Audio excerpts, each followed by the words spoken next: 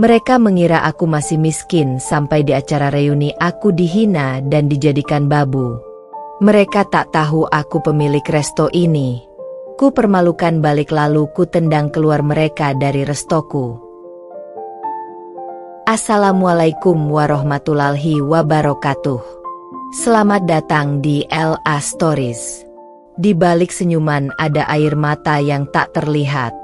Di balik tawa ada kisah yang tak pernah diceritakan.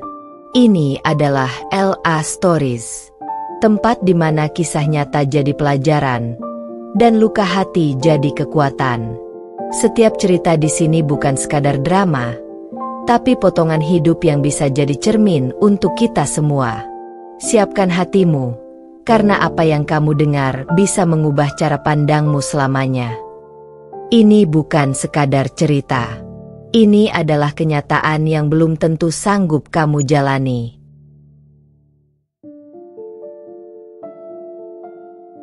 Dulu, Nabila adalah gadis miskin yang menjadi bahan olok-olok teman-teman SMA-nya. Di masa sekolah, ia sering dihina, diejek, bahkan dijadikan bahan taruhan siapa yang bisa mempermalukannya paling parah. Namun takdir berubah ketika bertahun-tahun kemudian ia bekerja keras, jatuh bangun membangun bisnis kuliner, hingga kini menjadi pemilik salah satu restoran mewah dan terkenal di kotanya.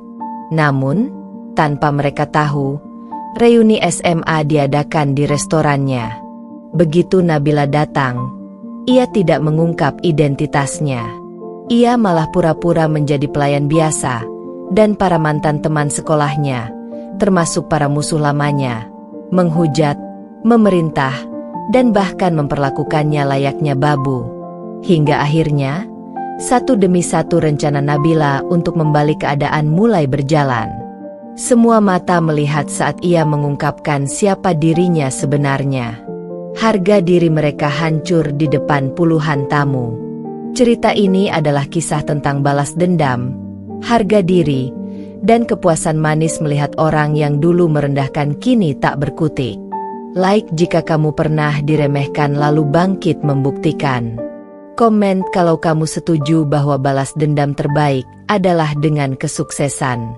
Subscribe untuk kisah-kisah penuh emosi, dramatis, dan memuaskan seperti ini. Sebelum masuk ke ceritanya, jangan lupa absen dulu Bunda. Bunda semuanya dari daerah mana saja. Dan bagi yang sudah subscriber semoga rezekinya lancar.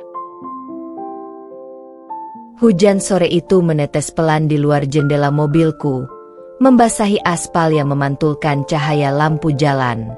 Tanganku menggenggam kemudi dengan erat, sementara dadaku terasa sesak. Aku menatap papan nama besar yang berdiri megah di seberang jalan, restoran yang kini menjadi kebanggaanku, buah dari kerja keras bertahun-tahun, darah dan air mata yang tak terhitung jumlahnya. Tapi anehnya, aku tidak datang ke tempat ini sebagai pemilik malam ini. Aku datang sebagai tamu. Lebih tepatnya, tamu reuni SMA yang dulu menjadi mimpi buruku. Malam ini, reuni angkatan diadakan di restoranku sendiri, tapi tidak ada satupun dari mereka yang tahu bahwa akulah pemiliknya. Semua diatur oleh manajerku atas permintaan panitia reuni yang menghubunginya. Aku sengaja tidak mengungkap identitas, ingin melihat seperti apa reaksi mereka jika bertemu denganku. Nabila, si gadis miskin yang dulu selalu duduk di bangku paling pojok kelas, mengenakan seragam lusuh, sepatu bekas yang warnanya memudar, dan rambut yang tak pernah rapi. Gadis yang dulu dianggap beban pertemanan, bahan lelucon saat jam istirahat, bahkan sering disuruh melakukan pekerjaan rendahan seperti membelikan makanan di kantin atau membersihkan meja mereka setelah makan. Tanganku sedikit bergetar saat mesin mobil kupadamkan. Ingatan itu kembali menghantamku seperti ombak yang tak memberi kesempatan bernapas. Bagaimana mereka dulu tertawa saat aku tak mampu membayar iuran kelas. Bagaimana tawa sinis itu menusuk saat aku membawa bekal nasi dengan lauk sambal tempe. Dan yang paling tak pernah kulupa, saat aku jatuh di tengah lapangan karena sepatu jebol, mereka malah bertepuk tangan dan berteriak, "Woi, Beli sepatu dulu baru sekolah. Aku menghela napas panjang, menatap pantulan wajahku di kaca spion. Tidak, aku bukan lagi Nabila yang dulu. Kini aku mengenakan gaun sederhana namun elegan, rambutku tergerai rapi, riasan tipis namun tegas membingkai mata. Tapi entah mengapa, ada bagian kecil dari hatiku yang kembali merasa seperti gadis SMA yang terpojok di sudut kantin. Begitu memasuki lobi restoran, aroma rempah dan wangi roti panggang hangat menyambutku. Di sekeliling, lampu gantung kristal memantulkan cahaya emas yang membuat ruangan terasa hangat. Para pelayan berjas hitam bergerak cekatan, menyambut tamu reuni yang mulai berdatangan. Aku melihat wajah-wajah yang dulu begitu kukenal. Beberapa menua, beberapa malah terlihat jauh lebih muda dari yang kukira.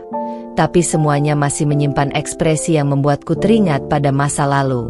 Aku berdiri sejenak di dekat pintu, berharap ada yang menyapaku. Tapi alih-alih senyum hangat, tatapan mereka yang bertemu mataku justru penuh kebingungan, kemudian berubah menjadi senyum tipis yang menyimpan penilaian. Seperti tatapan orang yang berpikir, "Oh, dia masih hidup ternyata." Itu Nabila, kan? Suara itu datang dari arah kanan, dan aku menoleh hanya untuk melihat Winda, mantan ketua geng cewek populer di sekolah, menatapku dari ujung kepala sampai kaki. Senyumnya tipis, nadanya dibuat-buat manis, tapi matanya, tatapan itu, tatapan yang dulu menusukku di kelas saat dia mengomentari baju seragamku yang kusam. "Wah, nggak nyangka kamu datang juga. Kirain sibuk cari uang di pasar," ucapnya, diiringi tawa kecil yang hanya dimengerti oleh gengnya.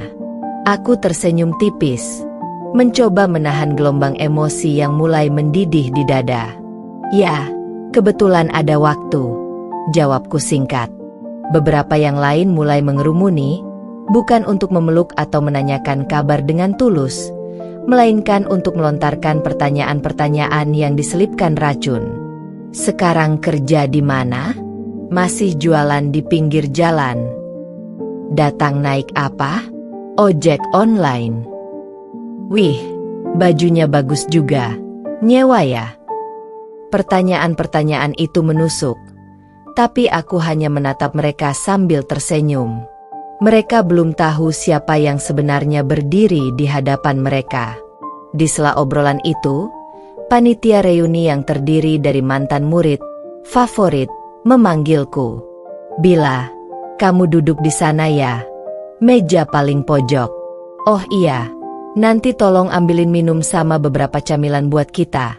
Soalnya kamu kan dulu paling jago urusan beginian," kata salah satu dari mereka dengan nada setengah bercanda, setengah memerintah. Saat itu, aku merasakan dua hal bersamaan. Rasa sakit karena di mata mereka aku masih sama seperti dulu, dan rasa puas yang mulai tumbuh karena aku tahu, sebentar lagi semuanya akan berbalik. Malam ini bukan aku yang akan dipermalukan. Malam ini, mereka yang akan menunduk malu. Langkahku menuju meja paling pojok terasa seperti kembali ke masa lalu. Meja itu berada di sudut ruangan, nyaris terhalang oleh pilar besar, jauh dari pusat acara yang dihiasi bunga segar, lampu temaram, dan tawa riuh. Aku tahu persis letak setiap kursi di ruangan ini. Aku yang memutuskan tata letaknya. Aku yang memesan semua perabotannya dari luar negeri. Tapi malam ini, aku duduk di kursi yang sengaja mereka pilih untuk membuang seseorang dari keramaian. Seperti memberi tanda tak kasat mata bahwa aku tidak pantas berada di tengah mereka. Aku baru saja menaruh tas di kursi ketika suara nyaring memanggil dari arah meja tengah. "Bila, kesini sebentar." Itu suara Winda. Masih sama nyaringnya seperti dulu saat memanggilku di koridor sekolah, hanya untuk menyuruhku membawakan buku atau mengambilkan minumannya. Saat aku mendekat, matanya menyapu gaun sederhana yang kupakai malam ini. Ia tersenyum tipis, senyum yang lebih mirip cibiran terselubung. Tangannya memegang gelas wine kosong. Tolong ambilin minum yang sama ya. Oh, sama appetizernya sekalian. Kamu kan dulu paling jago urusan beginian. Masih ingat kan? Nada bicaranya tidak seperti meminta tolong. Itu nada perintah. Nada yang dulu terlalu sering kudengar, sampai aku menganggapnya normal. Aku hanya tersenyum singkat, mengangguk, lalu berbalik. Di dalam hatiku, aku tertawa kecil. Tentu saja aku tahu di mana letaknya. Aku yang mendesain bar itu, aku yang memilih semua koleksi wine, bahkan aku yang menguji cita rasanya sebelum dipajang di rak. Tapi biarlah. Malam ini, aku akan memerankan Nabila yang mereka ingat. Saat aku masuk ke area bar, pelayan yang mengenalku langsung mendekat. Bu Nabila, mau dibawakan? SSST, potongku cepat sambil menatap tajam. Anggap saja aku tamu biasa malam ini. Mereka saling pandang, jelas bingung, tapi mengangguk dan segera menyiapkan pesanan. Aku membawa gelas wine dan piring appetizer itu sendiri, berjalan pelan agar tidak menumpahkan. Begitu sampai, Winda mengambil gelas itu tanpa terima kasih, langsung menyeruputnya. Masih enak aja. Kamu masih ingat tas teh aku ya, Bila? Ucapnya dengan nada sok akrab, padahal aku tahu itu hanya cara halus untuk mengatakan bahwa aku masih berfungsi bagi mereka. Tak lama, suara lain memanggil. Seorang pria yang dulu dikenal sebagai cowok gaul sekolah, Ferry, melambai dari kejauhan. Bila, lo ke kitchen dong, mintain chicken wing, gue lagi males jalan. Nada santainya membuat darahku berdesir. Di sebelahnya, Andre, mantan ketua basket, ikut menimpali sambil tertawa. Sekalian bawa tisu basah ya. Sini-sini gue kasih tips. Dia merogoh kantong, mengeluarkan koin Rp500, lalu menyodorkannya padaku dengan wajah mengejek. Aku menatap koin itu cukup lama. Dulu, saat aku masih SMA, uang Rp500 pun berarti besar bagiku. Tapi sekarang, koin itu hanya simbol dari penghinaan masa lalu yang mereka ulang malam ini. Aku meletakkan koin itu kembali di meja mereka. Nggak usah, simpan saja. Aku nggak kekurangan, jawabku singkat. Tawa mereka pecah keras, seperti mendengar lelucon paling lucu malam ini. Wih, pede amat. Pasti udah sukses nih. Sukses jadi pembantu, kata Ferry sambil menepuk bahu Andre. Mereka saling dorong dan tertawa lagi. Belum sempat aku duduk kembali, Rika, mantan bendahara OSIS yang terkenal dengan sikapnya yang sok bijak tapi menusuk, datang mendekat. Bila, kebetulan kamu duduk di pojok. Nanti tolong jagain tas-tas kita kalau kita lagi foto-foto ya. Soalnya kamu kan gak banyak kenal orang di sini, jadi cocok jadi penjaga. Lagian kamu duduk di situ kan gak ngapa-ngapain. Tangannya menepuk bahuku, seperti memberi stempel bahwa tugasku sudah resmi. Kata-kata itu membuatku kembali ke satu kenangan paling memalukan dalam hidupku. Waktu study tour ke Yogyakarta, aku dipaksa menjaga belasan tas dan belanjaan mereka di area parkir bus. Semua teman kelasku berfotoria di Candi Prambanan, sementara aku duduk di bawah terik matahari, menunggu mereka. Saat kembali, mereka menemukan salah satu souvenir hilang dan menuduhku mencurinya. Aku menangis seharian di bus, tapi tidak ada yang membelaku. Malam ini, mereka mencoba memutar ulang skenario itu, dengan sengaja atau tidak, aku tidak peduli. Yang jelas, mereka belum berubah sedikit pun. Aku mengangguk pelan, meski dalam hati aku mulai menghitung detik menuju pembalasan. Biarkan mereka puas memerintah, puas menertawakan, puas merasa di atas. Karena saat aku membalikan permainan nanti, semakin tinggi mereka melompat, semakin keras mereka jatuh. Ketika mereka semua sibuk bernyanyi di panggung karaoke, aku melangkah ke dapur. Musik bising dan teriakan mereka memudar ketika pintu dapur berayun menutup di belakangku. Di sana, para staf menatapku dengan campuran bingung dan khawatir. Bu, kenapa ibu? SSST, ikuti alurku saja. Jangan sampai ada yang tahu dulu. Potongku cepat. Aku mengambil satu nampan besar berisi hidangan spesial yang memang dipesan panitia reuni. Nampan itu berat, tapi langkahku terasa ringan. Setiap langkah membawa aku lebih dekat pada momen ketika semua wajah itu akan pucat, semua mulut itu akan terdiam, dan semua tawa mereka akan berubah menjadi penyesalan. Malam ini, aku akan membiarkan mereka merasa menang, sebelum aku menarik semua itu sekaligus. Nampan besar di tanganku hampir penuh. Chicken wing, kentang goreng, sushi, salad, hingga minuman berwarna-warni yang berkilau di bawah lampu ruangan. Semua itu bukan sekadar makanan. Itu simbol dari penghinaan yang mereka sodorkan padaku malam ini. Aku membawa nampan itu ke meja tengah, tempat mereka bercengkerama seperti raja dan ratu yang memerintah di wilayahnya. Begitu kutaruh di meja, Winda langsung menyambar chicken wing, bahkan tanpa menoleh padaku. Nah gini dong, Bila, kamu tuh dari dulu cocoknya melayani, ucapnya sambil mengunyah. Kata, melayani, itu seperti duri kecil yang menancap tepat di hatiku. Aku menelan ludah, tersenyum tipis. Mereka belum tahu aku sedang menyiapkan panggung mereka sendiri untuk jatuh. Tidak berhenti di situ, Andre tiba-tiba mengangkat segelas minuman dan menahannya di udara. Bila, sini sebentar. Cobain ini, lo pasti nggak pernah minum yang kayak gini, kan? Mahal ini. Semua tertawa. Saat aku melangkah mendekat, Andre pura-pura menyodorkan gelas padaku, lalu menariknya kembali sebelum bibirku menyentuhnya. Sorry, hampir lupa. Minuman ini bukan buat orang kayak lo.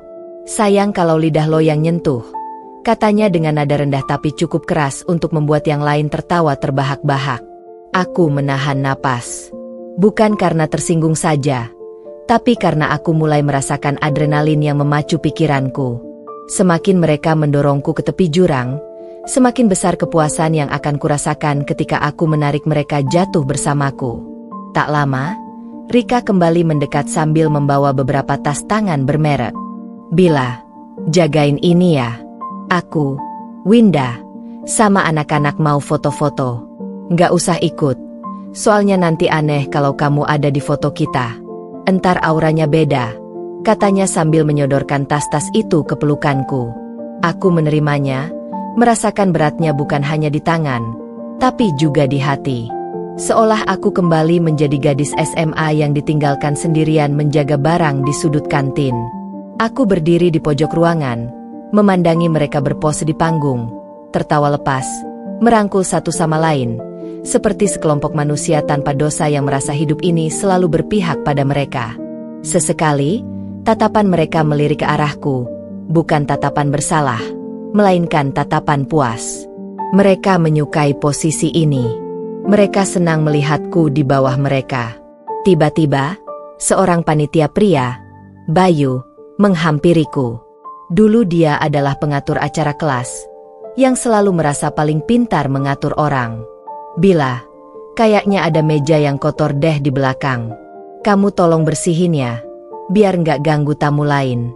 Kan kamu di sini juga nggak ada kerjaan, katanya sambil menunjuk ke arah meja dekat pintu keluar. Aku memandangnya lama, mencoba mencari tanda bahwa ini hanya candaan yang tidak serius. Tapi tidak.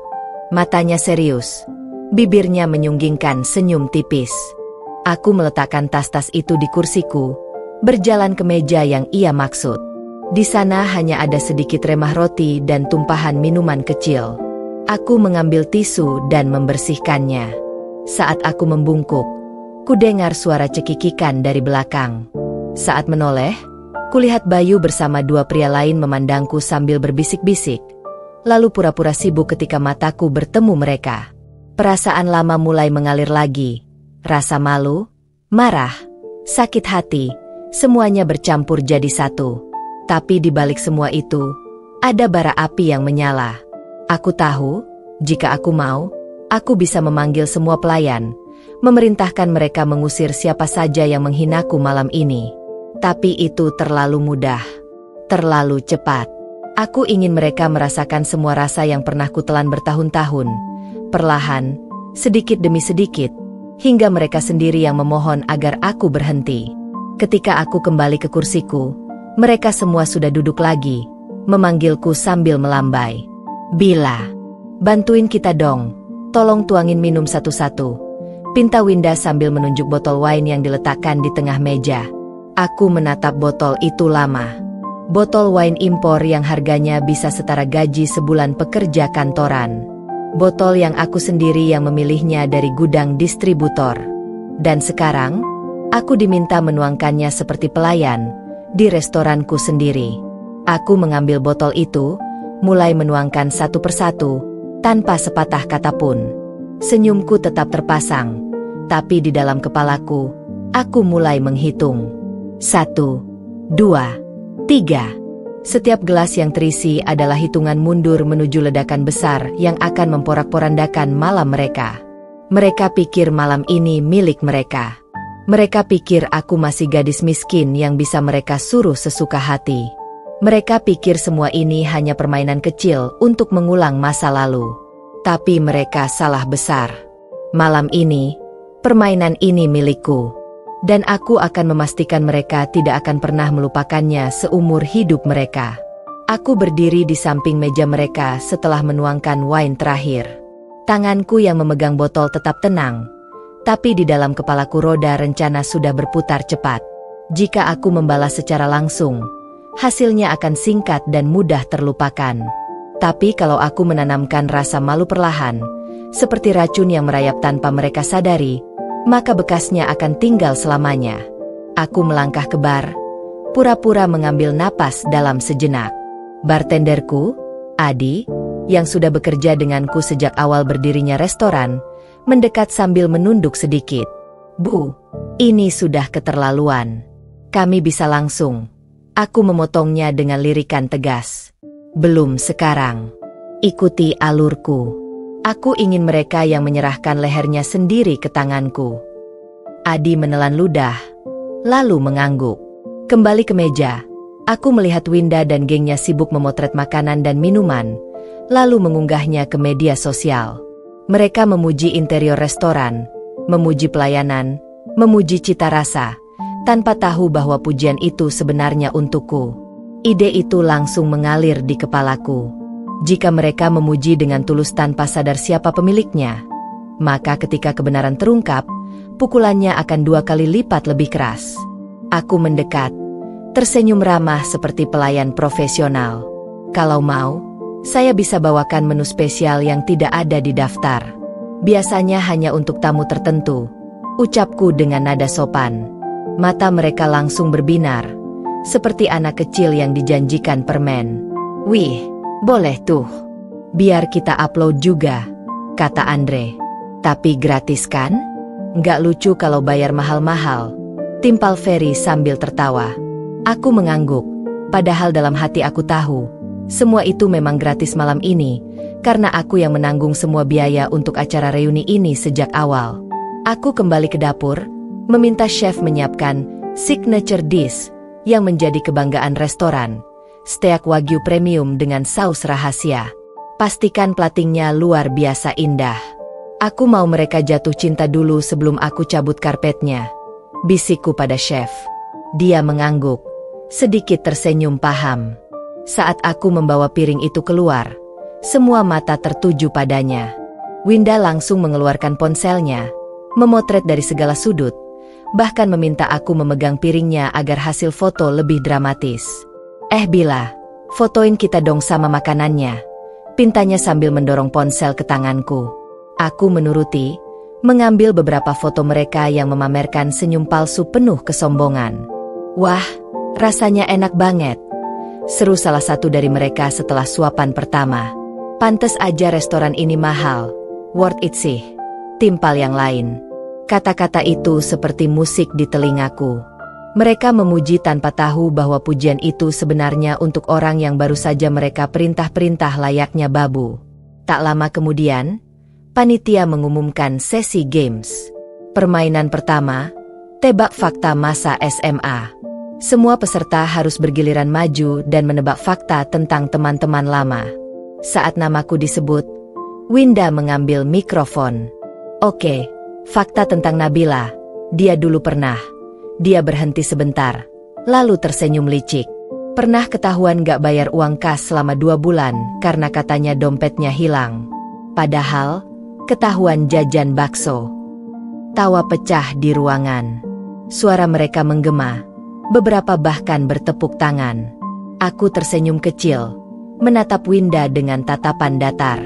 Lucu ya, ucapku pelan. Tapi dalam hatiku, aku mulai mencatat. Penghinaan ini akan menjadi salah satu momen yang aku balikan di hadapan semua orang nanti. Selesai sesi games, aku kembali ke dapur. Kali ini aku memanggil manajerku. Nanti, saat aku beri aba-aba, matikan musik, nyalakan spotlight, dan siapkan mikrofon. Pastikan semua orang menatap panggung. Manajer itu mengangguk. Ekspresinya mulai mengerti bahwa badai besar akan datang. Aku berjalan kembali ke meja, membawa lagi satu nampan minuman. Mereka menyambutku dengan gelak tawa, tidak tahu bahwa setiap tawa itu sedang mereka gali sendiri untuk menjadi kuburan harga diri mereka. Malam ini masih panjang, dan aku baru saja menginjak langkah pertama dari permainan ini. Musik masih bergema, tawa mereka masih pecah di setiap sudut, tapi aku bisa melihat tanda-tanda kecil yang membuatku tersenyum. Beberapa dari mereka mulai merasa lelah karena terlalu banyak memamerkan diri. Riasan yang tadinya sempurna mulai luntur, senyum mereka sedikit kaku, dan gelas minuman di meja sudah kosong untuk kesekian kalinya. Inilah celah pertama yang akan kupakai. Aku kembali ke bar, mengambil botol wine dan 2 koktail premium. Bukan minuman biasa, tapi racikan khas bartender yang harganya 3 kali lipat dari minuman yang mereka pesan tadi. Aku menaruhnya di nampan, lalu berjalan kembali ke meja mereka. Minuman spesial dari restoran untuk para tamu terhormat, ucapku sambil menuangkan. Kata-kata itu sengaja kupilih. Tamu terhormat akan membuat mereka semakin merasa seperti raja dan ratu, untuk sementara. Winda menyeruput minumannya. Matanya berbinar. Enak banget. Bila, wah, lo ternyata ada bakat jadi pelayan kelas atas. Tawa meledak lagi di meja. Aku hanya tersenyum, memutar botol perlahan sambil menatap setiap wajah mereka. Senang kalau kalian suka.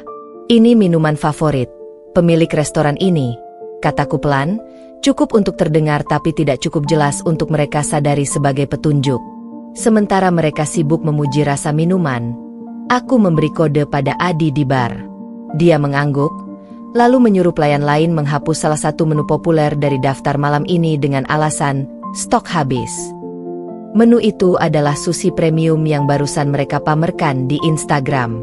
Efeknya, beberapa tamu reuni lain, yang tidak termasuk dalam geng Winda, mulai menghampiri meja mereka, bertanya-tanya apakah geng ini mendapat perlakuan khusus.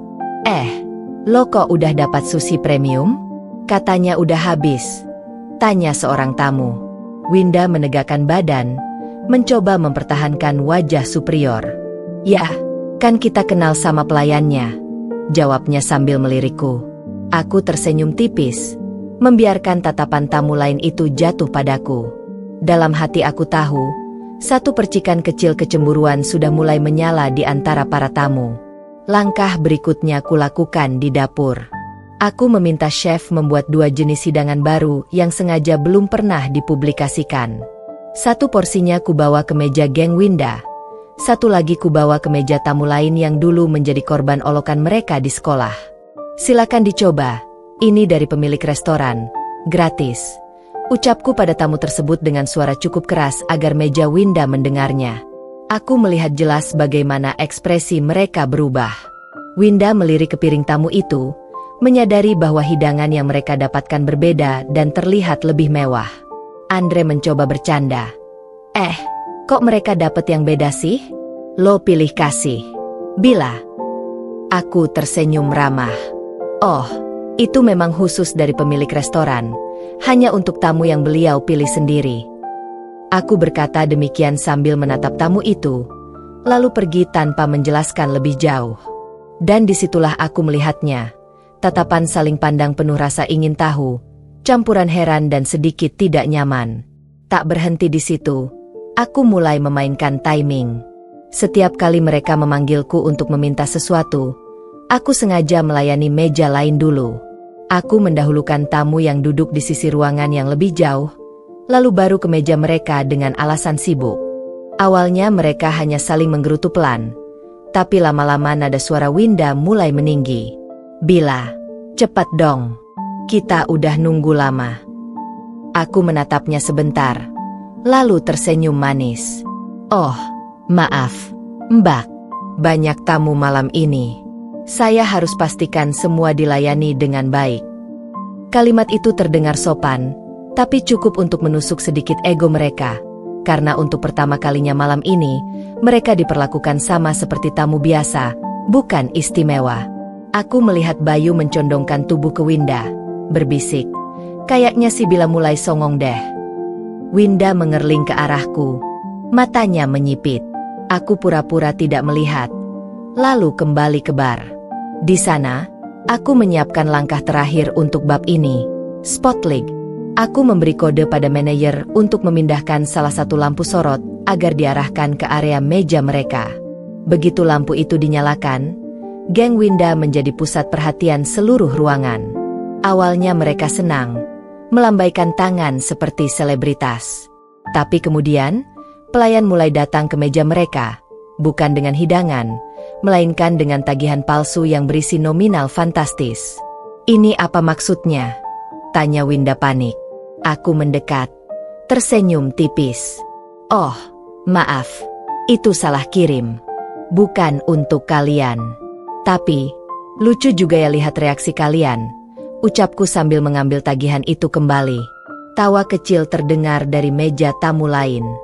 Wajah geng Winda memerah, entah karena malu atau marah. Itulah pukulan awal yang kuinginkan. Tidak besar, tapi cukup untuk mengguncang posisi mereka. Dan ini baru permulaan. Langkahku terhenti tepat di ambang pintu dapur ketika aroma masakan menyusup ke indera penciumanku. Wangi bawang putih yang ditumis dengan minyak panas, suara desisnya yang memanggil-manggil, aroma lada yang menusuk namun hangat, berpadu dengan kaldu ayam yang mendidih pelan. Biasanya, setiap kali aroma ini menyapa, hatiku akan dipenuhi kebanggaan, karena inilah aroma yang mewakili mimpiku, hasil kerja keras bertahun-tahun, saksi bahwa aku berhasil membangun restoran yang selalu penuh pengunjung. Tapi hari ini, entah kenapa aroma itu justru berubah menjadi semacam pintu waktu yang menyeretku jauh ke belakang, ke masa lalu yang masih menyisakan luka. Aku kembali menjadi gadis SMA dengan seragam yang warnanya sudah memudar, berdiri di belakang meja prasmanan acara sekolah. Panas kompor membuat keringatku mengalir di pelipis, tanganku pegal memegang sendok sayur, sementara di depanku, wajah-wajah yang dulu ku kenal tersenyum penuh sindiran. "Tambah banyak. Nabila, kan kamu biasa ngelayanin orang," kata seorang cowok sambil melirik teman-temannya. Tawa pun pecah. Mereka memesan porsi berlebihan, sengaja menjatuhkan sendok hanya untuk memaksaku memungutnya, lalu pura-pura berterima kasih dengan nada yang jelas-jelas mengejek.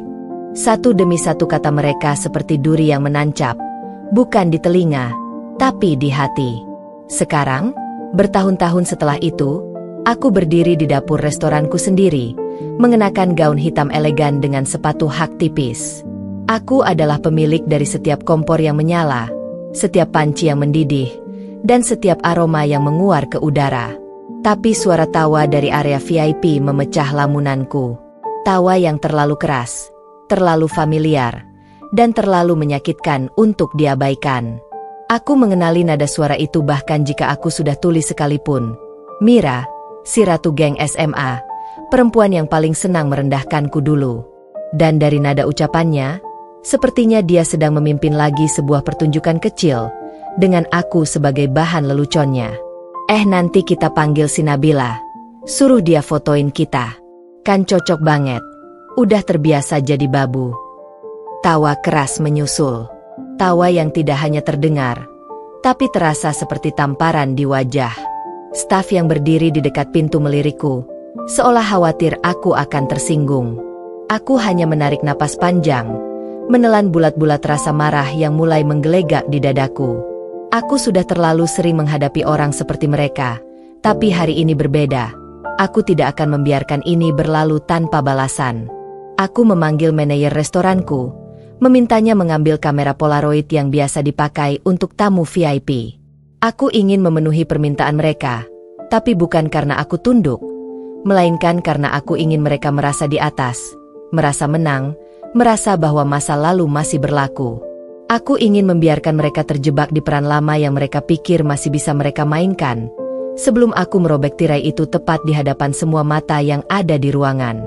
Saat aku melangkah menuju area VIP, langkahku sengaja kuperlambat. Setiap hentakan sepatu di lantai kayu terasa seperti dentuman genderang perang. Aku menatap setiap meja yang kulewati. Para tamu yang sedang makan tersenyum ramah padaku. Sebagian mengangguk memberi salam. Bahkan ada yang menyapaku dengan nama. Aku membalasnya singkat, namun hatiku fokus hanya pada satu titik. Meja bundar di ujung ruangan, tempat geng SMA itu duduk, tertawa, dan memandang dunia seolah mereka penguasa. Tanganku meraih pegangan pintu kaca area VIP. Dalam hati, aku berkata pada diriku sendiri, ini bukan hanya pertemuan biasa. Ini adalah panggung. Dan sebentar lagi, aku akan memainkan peran yang mereka pikir sudah mereka kuasai, tapi kali ini dengan naskah yang aku tulis sendiri. Mereka mengira aku hanya akan datang membawa kamera. Yang tidak mereka tahu, aku juga membawa sebuah badai. Tanganku mendorong pintu kaca area VIP dengan tenang, padahal di dalam dadaku, jantung berdegup seperti palu godam. Begitu pintu terbuka, aroma parfum mahal dan suara tawa genit bercampur dengan wangi masakan yang masih menguar dari dapur. Semua kepala di meja itu menoleh ke arahku, dan aku bisa melihat kilasan ekspresi puas di wajah mereka. Ya, puas. Seperti pemangsa yang merasa mangsanya akhirnya datang menghampiri. Mira menyilangkan kaki, duduk di kursi empuk dengan pose yang seolah mengatakan bahwa seluruh ruangan adalah miliknya. Lipstiknya merah menyala. Matanya menyipit sambil meneliti penampilanku dari ujung kepala hingga ujung kaki. Aku bisa membaca pikirannya. Oh, dia cuma naik kelas sedikit. Tetap saja pelayan. Tapi aku tersenyum. Senyum yang hangat di luar, tapi penuh perhitungan di dalam. Bisa fotoin kita, Beyel?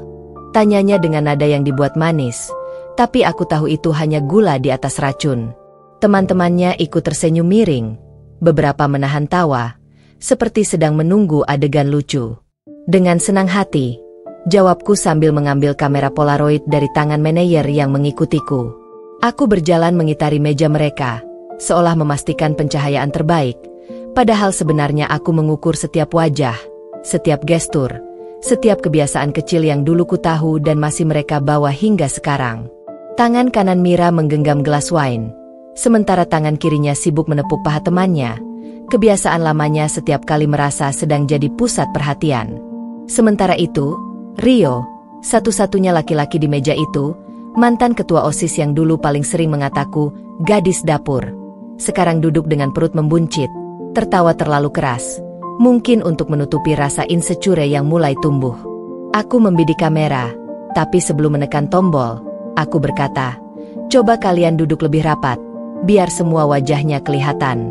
Kan sayang kalau momen mahal ini enggak terdokumentasi dengan baik.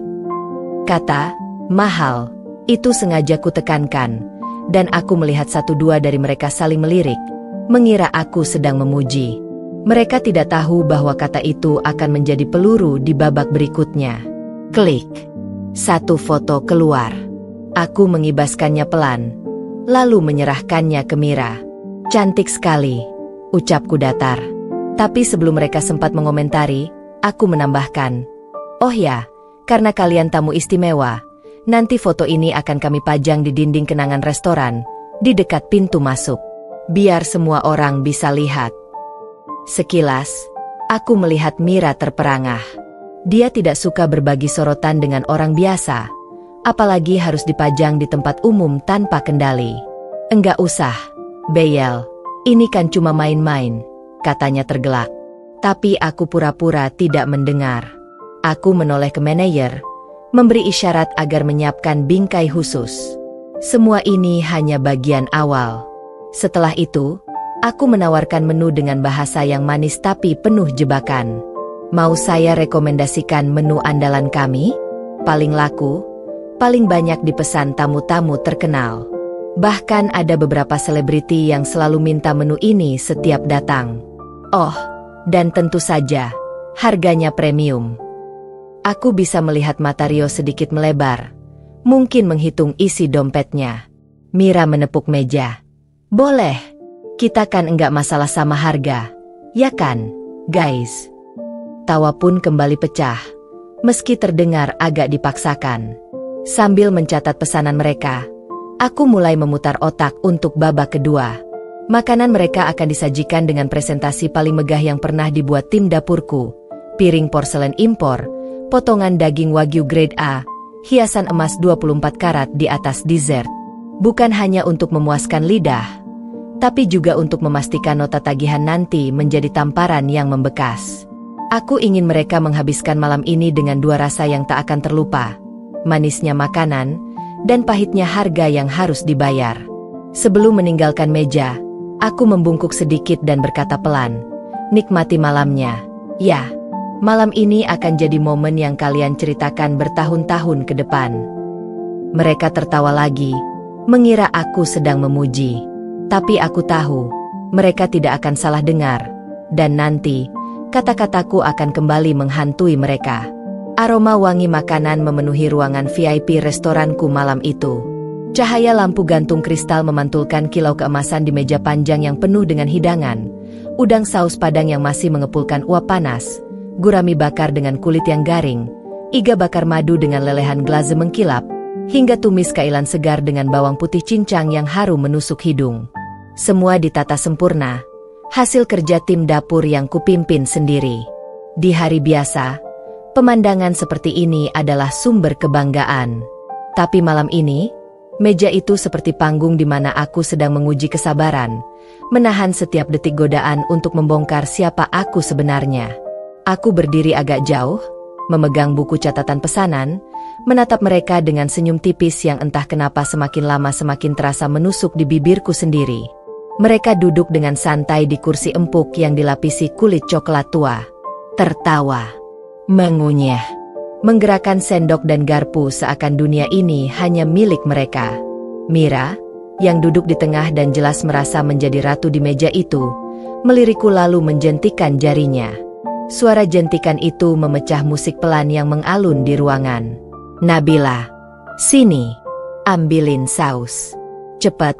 Jangan lelet kayak dulu, ujarnya sambil tersenyum miring penuh superioritas. Aku melangkah mendekat, mengambil botol saus tomat buatan dapurku sendiri. Tanganku terlatih menuang perlahan, tapi Mira sengaja menggerakkan piringnya mendekat dengan kasar, membuat sedikit saus tumpah ke taplak. Aduh, ini resto mewah, tapi pelayannya kayak nggak terlatih, katanya sambil tertawa kecil, yang langsung disambut gelak tawa orang di sebelahnya. Beyel, suara perempuan di ujung meja menyusul, nada bicaranya dibuat-buat manis tapi penuh racun. Kamu masih ngontrak di gang sempit itu kan? Aku inget banget dulu kalau mau main ke rumahmu harus lewat lorong yang becek. Kok bisa ya kamu kerja di resto sebagus ini? Ownernya pasti kasihan sama kamu. Ya. Kalimat itu menusuk. Tapi aku tetap tersenyum. Aku tidak memberi mereka kesempatan melihatku marah. Marah adalah hadiah, dan hadiah itu tidak akan kuberikan sebelum waktunya. Dulu kamu sering minjem uang, kan? Udah lunas belum? Yang lain ikut menambahkan, sambil menyeruput mocktail warna ungu di depannya. Tawa kembali pecah, kali ini lebih keras. Aku memandangi wajah mereka satu persatu, merekam tiap detail ekspresi congkak itu, menyimpannya dalam ingatan seperti menyimpan foto yang suatu hari akan kubingkai dalam kenangan pembalasan. Saat mereka kembali sibuk memamerkan cerita liburan dan membicarakan bisnis keluarga yang katanya sedang sukses besar, aku memberi isyarat halus pada manajerku, Rudy. Gerakan kecil di pergelangan tangan cukup untuk membuatnya paham. Waktunya memulai babak kedua dari skenario ini. Lampu-lampu di ruangan mulai meredup sedikit, berganti dengan cahaya keemasan yang lebih dramatis. Musik berubah menjadi instrumental jazz yang lembut tapi memiliki dentingan nada yang menegangkan, seperti menandai bahwa sesuatu akan terjadi. Beberapa stafku mulai masuk ruangan, berbaris rapi sambil membawa menu spesial yang hanya disajikan jika aku, pemilik restoran, sedang berada di tempat.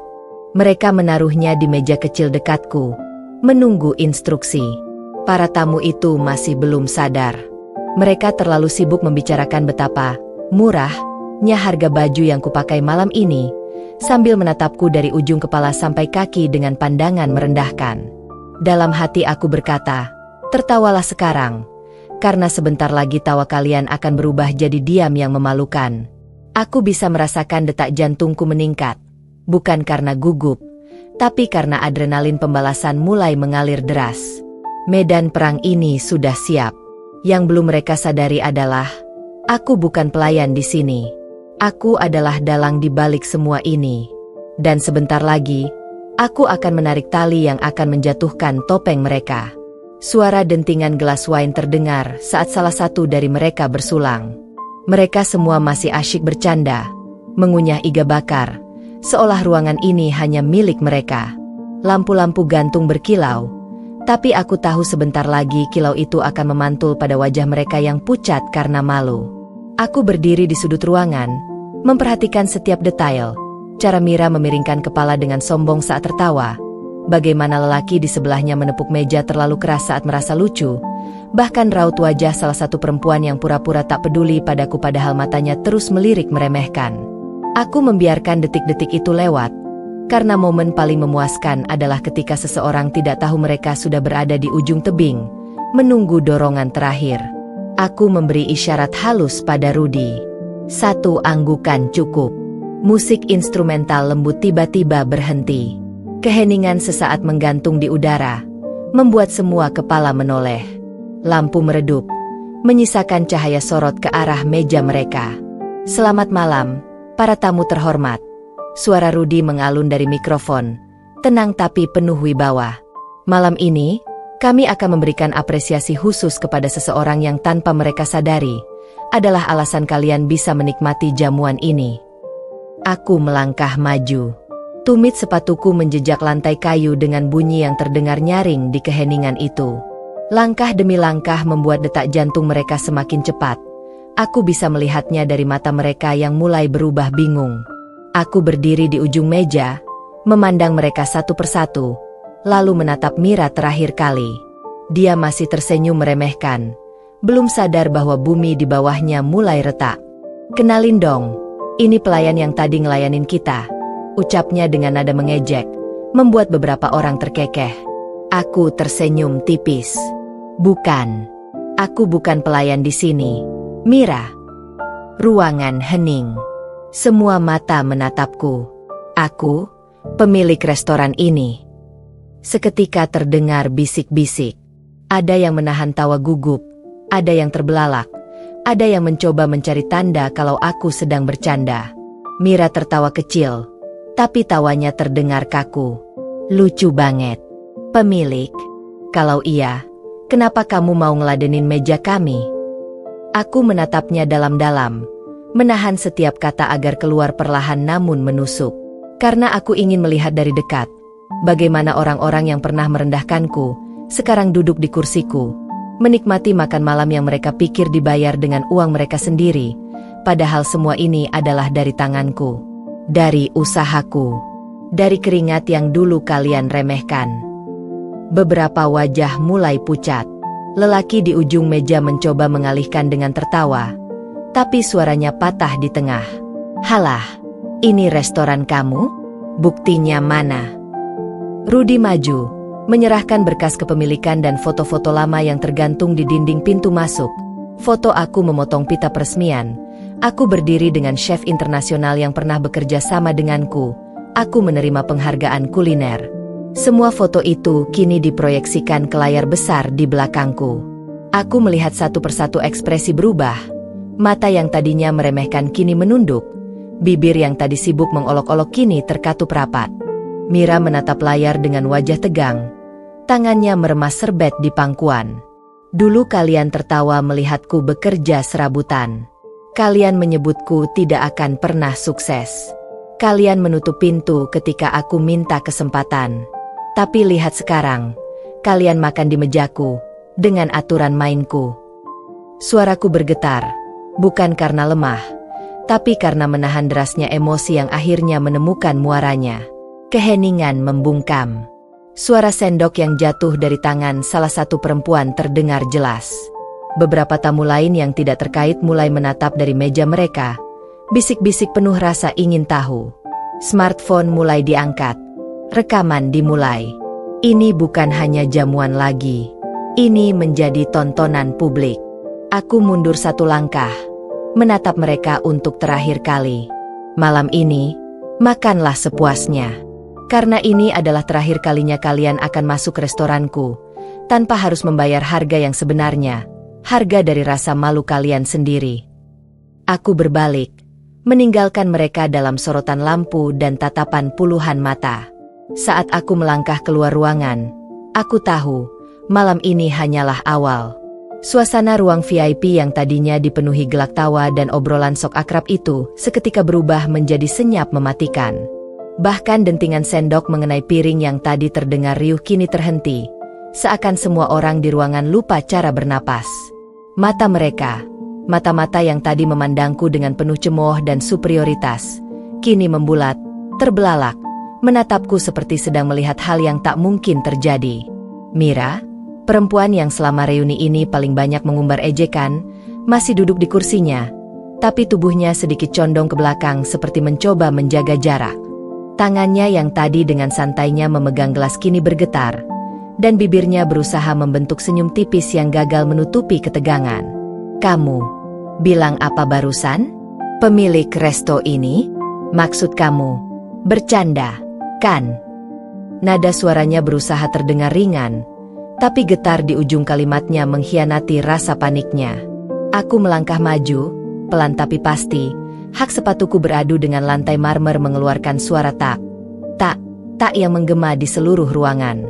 Setiap langkah seperti mengunci napas mereka, membuat detak jantung semakin tak beraturan. Bercanda.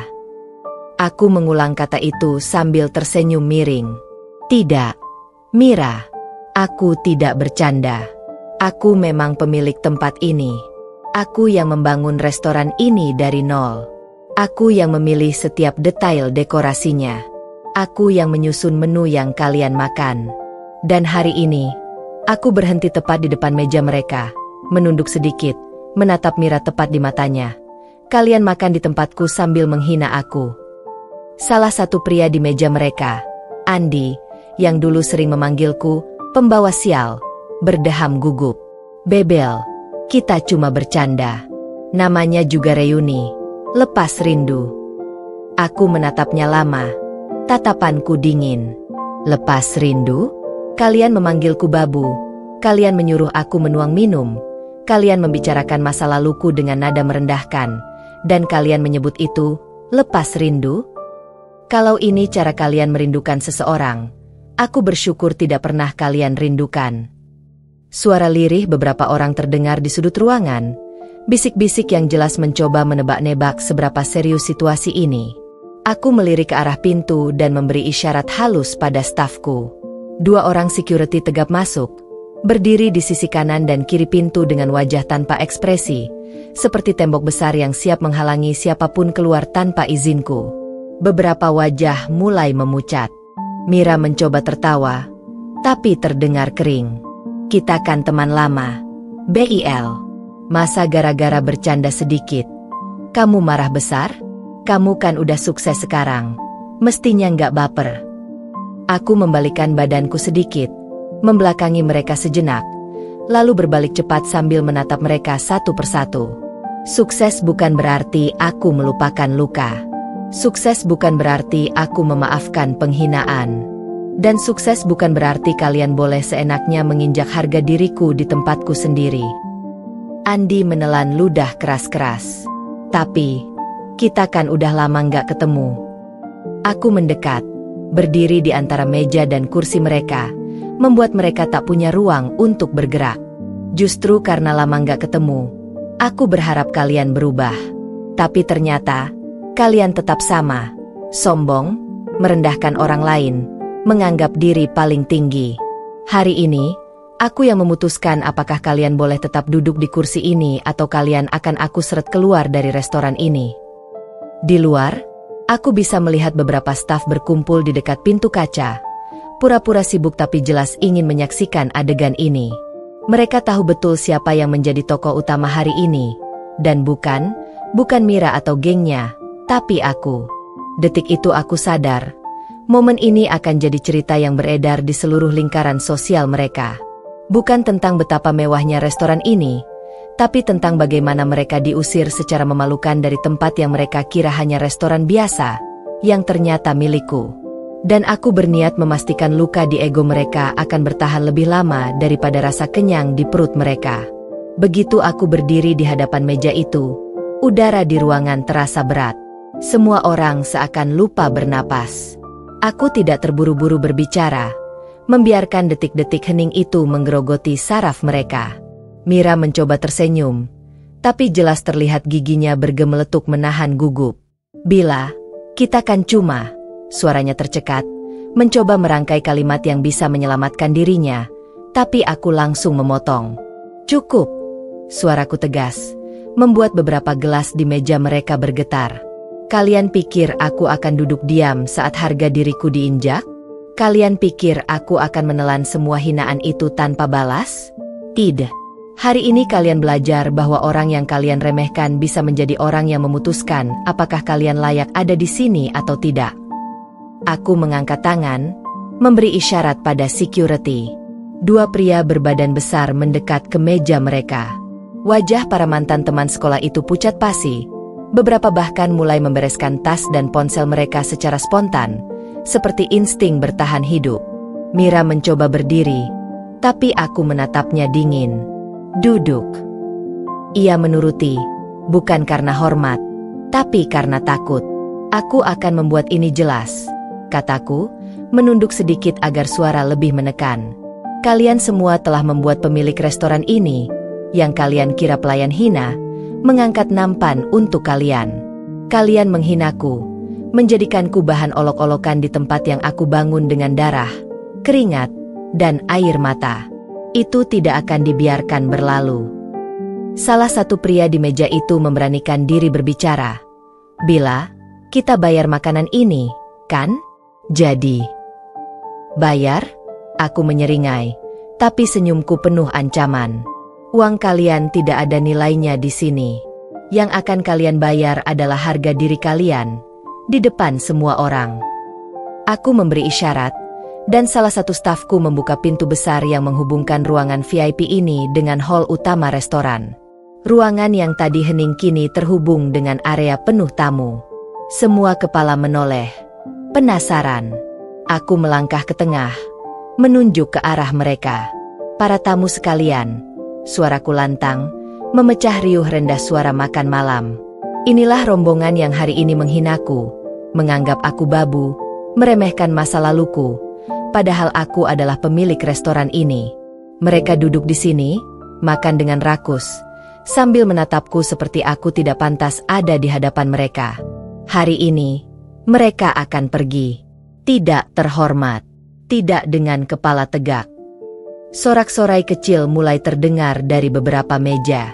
Ada yang menatap dengan kagum, ada yang memandang sinis ke arah rombongan itu.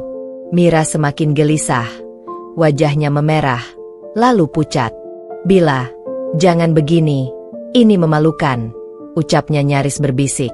Itulah intinya, jawabku dingin.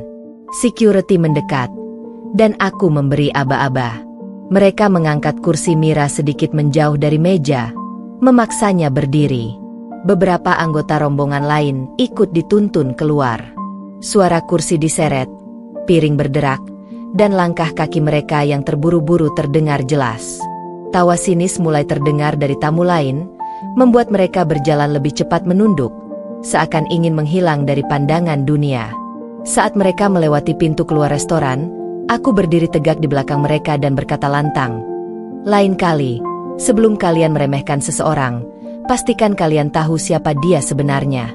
Karena bisa jadi, dia adalah orang yang memutuskan kapan kalian harus keluar." Pintu tertutup dengan suara dentuman yang memuaskan. Di dalam hatiku, aku merasa satu bab masa lalu yang menyakitkan kini resmi tertutup, digantikan oleh kepuasan melihat wajah-wajah yang dulu menganggapku tak berarti, kini remuk diinjak di depan publik. Para tamu memberi tepuk tangan. Beberapa bahkan berdiri, memberikan tatapan kagum yang membuatku tersenyum puas. Malam ini, bukan hanya harga diriku yang kembali, tapi aku telah menancapkan pesan bahwa tak ada seorang pun yang berhak menginjak orang lain hanya karena masa lalunya kelam. Keesokan paginya, sebelum sinar matahari penuh menembus jendela kamarku, ponselku sudah bergetar tanpa henti. Notifikasi demi notifikasi memenuhi layar, dari pesan pribadi, mention media sosial, hingga tag video yang jumlahnya tak terhitung. Aku mengambilnya sambil setengah menguap, tapi begitu melihat thumbnail salah satu video, kantukku langsung lenyap. Video itu jelas diambil semalam. Dari sudut meja tamu restoran, terlihat aku berdiri di tengah hall, menunjuk ke arah Mira dan rombongannya, lalu security menggiring mereka keluar. Suara-suara tamu yang bersorak dan bertepuk tangan terdengar jelas. Bahkan beberapa orang merekam dari berbagai angle sehingga momen itu terekam sempurna, nyaris seperti film. Aku menggulir komentar-komentar yang membanjiri unggahan itu. Gila, ini baru bos yang punya nyali. Lihat tuh, sok kaya tapi mental tempe begitu dimaluin langsung pucat. Salut banget, ini pelajaran buat yang suka merendahkan orang. Jumlah tayangan sudah ratusan ribu dalam hitungan jam. Tagar pemilik restoran berani dan malu di depan publik mulai trending lokal. Di antara komentar-komentar itu, beberapa akun gosip besar ikut membagikan potongan video, menambahkan narasi dramatis yang memperkuat citraku sebagai sosok yang berani membela diri. Sementara itu, di grup WhatsApp alumni sekolah, yang dulu hanya diisi obrolan basa-basi dan pamer pencapaian palsu, percakapan memanas. Seseorang membocorkan isi chatnya padaku. Terlihat jelas Mira mencoba membela diri. Itu kan cuma bercanda. Dia baper banget. Masa masalah kecil dibesar-besarin begitu. Tapi komentarnya langsung diserang balik oleh beberapa alumni yang diam-diam juga tidak menyukainya. Bercanda? Lo manggil orang babu di tempat dia kerja itu bercanda? Mira terpojok. Beberapa orang yang dulu selalu jadi pendukungnya malah mulai menjaga jarak, khawatir ikut terbakar gosip. Reputasi, si cantik populer, yang ia bawa sejak SMA kini robek di depan publik. Di dunia nyata, efeknya lebih cepat lagi. Siang itu, aku mendapat laporan dari salah satu stafku yang juga bekerja paruh waktu di kafe milik sepupu Mira. Bu, sejak video itu viral, kafe mereka sepi banget. Banyak pelanggan yang batal datang, bahkan ada yang posting di IG story, gak sudi nongkrong di tempat orang yang suka merendahkan orang lain. Tak hanya itu, salah satu pria dari rombongan semalam yang bekerja di perusahaan besar kabarnya dipanggil HRD karena sikapnya terekam jelas dalam video. Perusahaan mereka, yang sangat peduli citra, tidak mau nama mereka tercoreng hanya karena ulah karyawan arogan di luar jam kerja. Di media sosial, gosip mulai bercabang.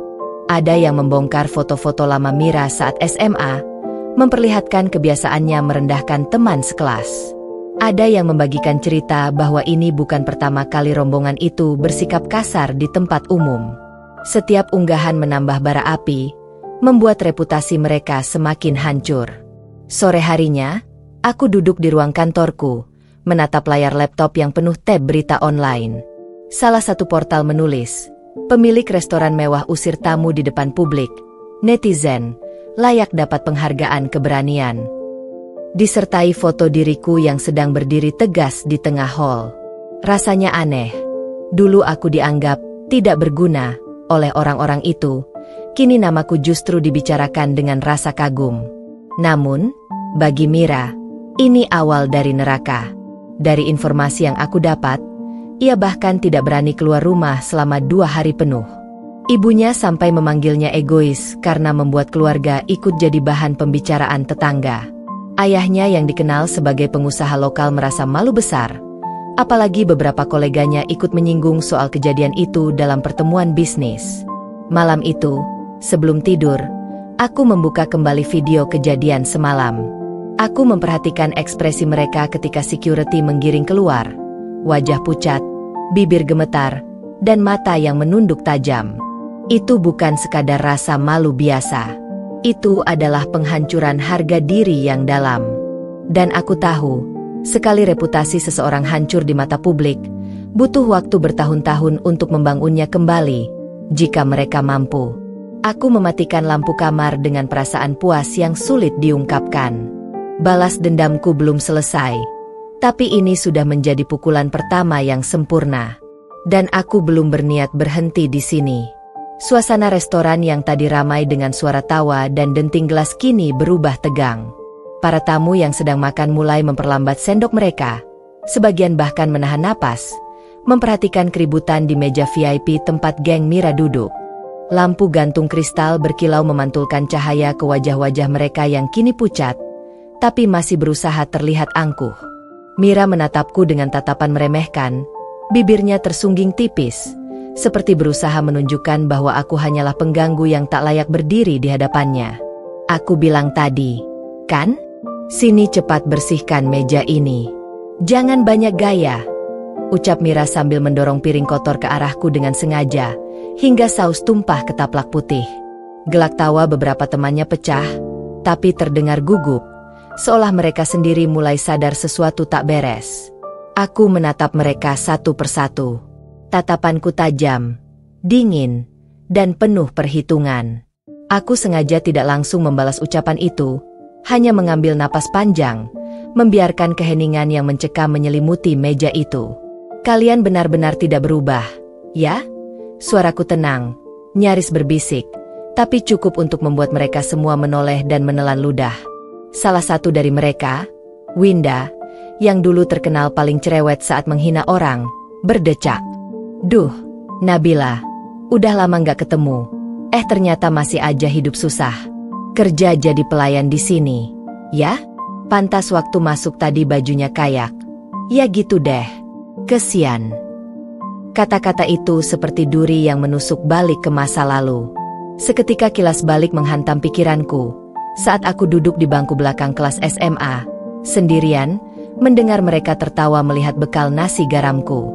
Saat aku pulang sekolah berjalan kaki di bawah terik matahari, membawa tas robek yang mereka ejek sebagai tas warisan nenek moyang. Dan saat aku pernah dipaksa pura-pura jadi pelayan di acara ulang tahun salah satu dari mereka, hanya untuk bahan tertawaan. Aku mengingat semuanya. Aku menahan napas agar emosi tak langsung meledak, karena hari ini bukan untuk marah. Hari ini untuk membalas dengan cara yang lebih mematikan. Aku tersenyum tipis, lalu berdiri tegak. Oh, jadi kalian pikir aku pelayan di sini? Tanyaku pelan. Beberapa dari mereka mengangguk dengan raut penuh ejekan. Ya iyalah. Lihat aja, kamu yang bawain minuman tadi, kan? Sahut Mira sambil terkekeh, tapi matanya mulai kehilangan cahaya percaya diri. Aku melirik ke arah kasir, memberi isyarat. Seketika 2 manajer dan 3 satpam restoran berjalan mendekat. Semua tamu kini memperhatikan dengan antusias. Bisik-bisik mulai terdengar. Baiklah, kalau begitu, saya akan perkenalkan diri saya dengan benar, kataku lantang. Suaraku memantul di seluruh ruangan.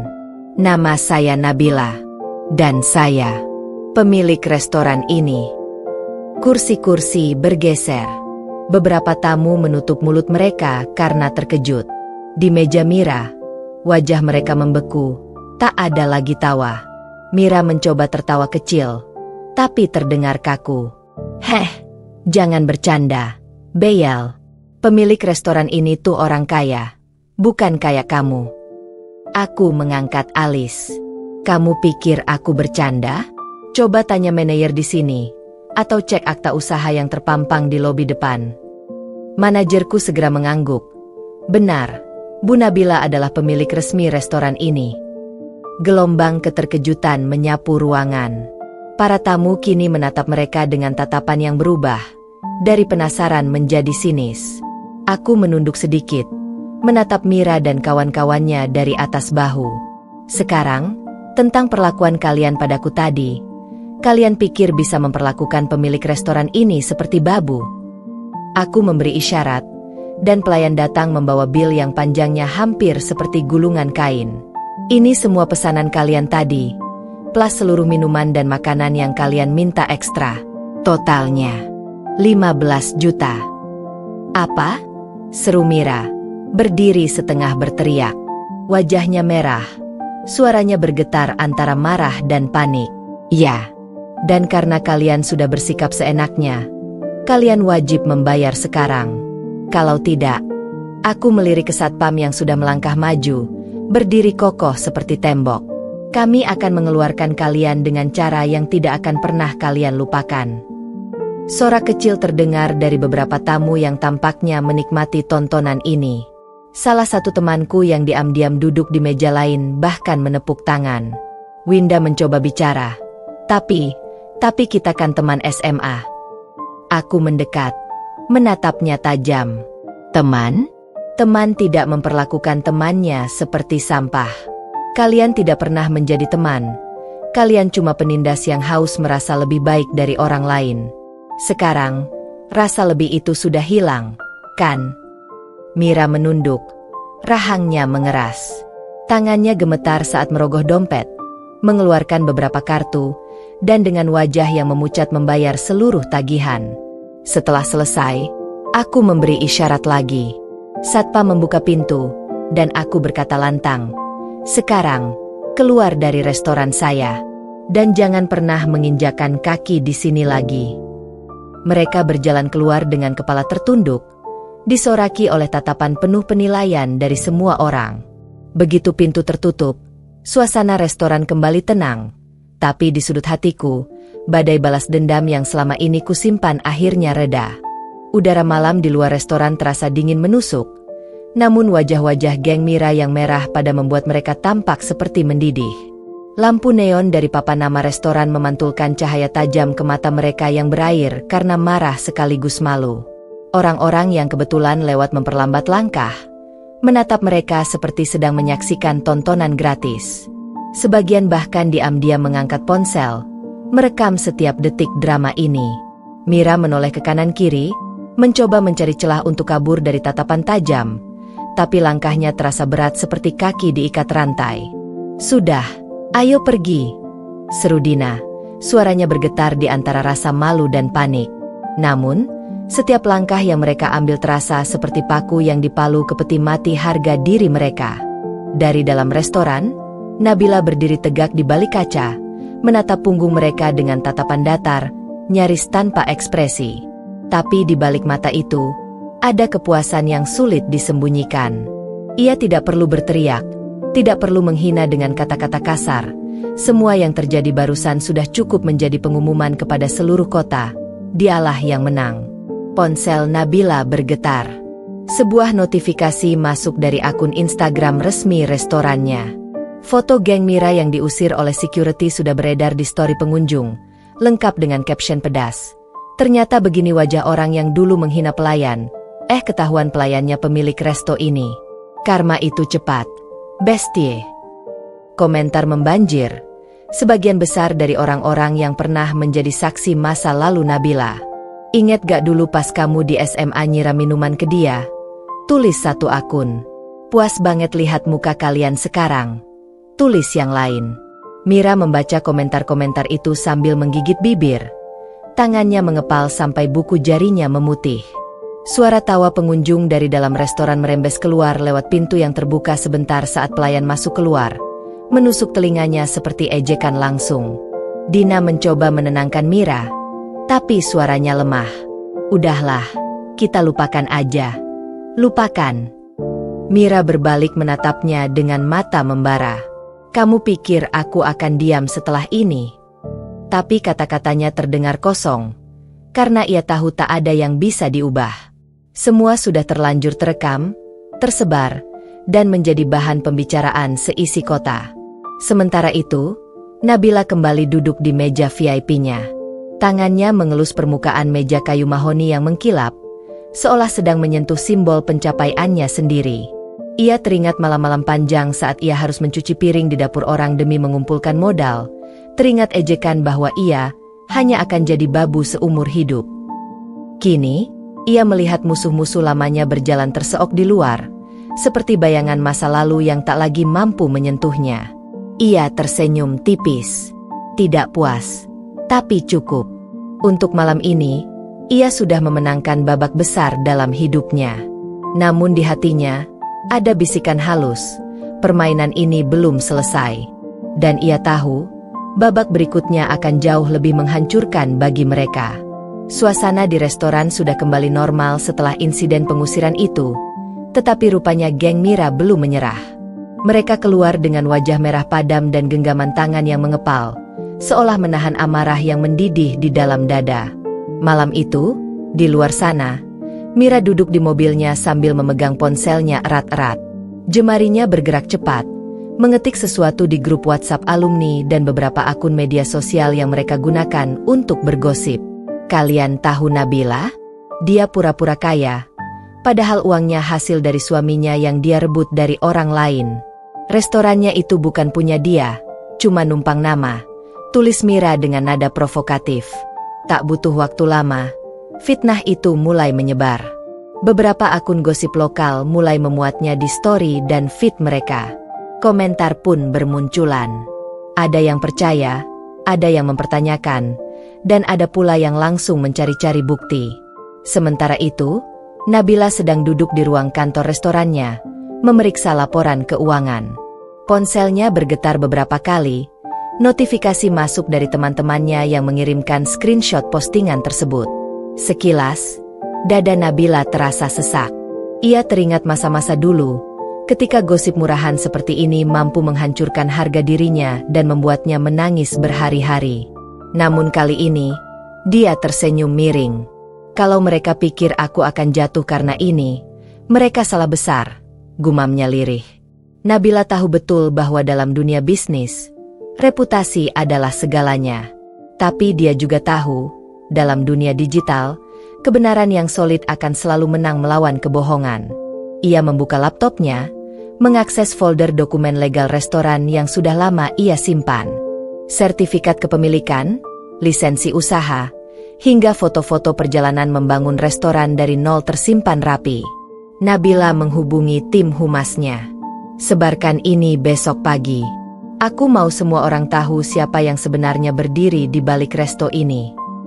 Sementara itu, fitnah yang dilempar Mira mulai kehilangan daya gigitnya ketika beberapa mantan karyawan restoran yang dulu bekerja bersama Nabila memberikan klarifikasi. Itu bohong. Saya sendiri yang ikut saat renovasi restoran, dan semua modal dari Bu Nabila sendiri, tulis salah satu di Facebook. Bahkan, ada food vlogger terkenal yang pernah diundang ke resto itu ikut angkat bicara di Instagram Live, membongkar kebenaran bahwa Nabila adalah satu-satunya pemilik sekaligus otak di balik kesuksesan resto tersebut. Efeknya luar biasa. Bukannya nama Nabila jatuh, justru geng Mira yang mulai dipertanyakan. Orang-orang bertanya, kalau dia bilang bukan punya Nabila, buktinya mana? Kok malah kelihatan iri? Malam itu, Mira membuka media sosialnya dan terkejut melihat kolom komentarnya dipenuhi hujatan. Iri banget sih?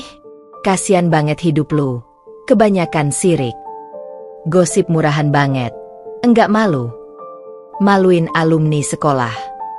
Mira menggigit bibirnya sampai nyaris berdarah, merasakan sensasi panas di pipinya.